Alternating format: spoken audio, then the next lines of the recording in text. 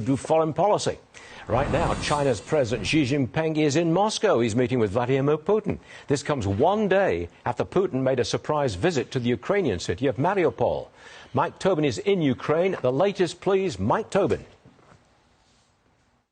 And we do, Stuart, have some public comments from President Xi and President Putin, mostly pleasantries as they're getting ready to start their meetings. Vladimir Putin did say that Russia has reviewed President Xi's 12-point proposal to resolve the conflict in Ukraine.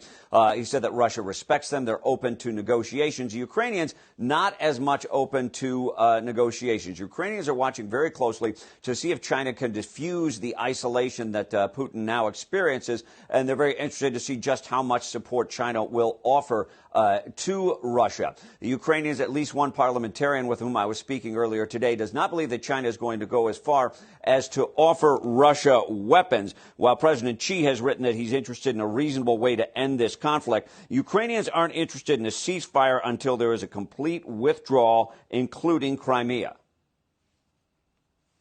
I don't think that President Xi will stop the war, but at the same time, I don't think that he will openly support Putin. But in any way, this visit shows that this axis of autocratic regimes is strengthening. And the only answer on this should be strengthening of democracies and democratic access.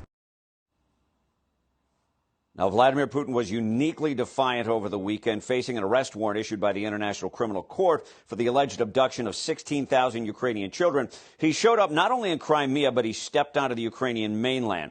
Putin made a late-night visit to the mostly destroyed port city of Mariupol. That was the location of the first prolonged and devastating battle of the war, in which civilians died at a maternity ward as well as a bomb shelter. Ukrainians compare it to a criminal revisiting the scene of a crime. And the Ukrainian press now is running a nugget saying that there will be a phone call with President Xi and President Zelensky after this meeting in Moscow wraps up. Time and date not specified yet. Stuart? That's important. Mike, thanks very much indeed. Moving on. China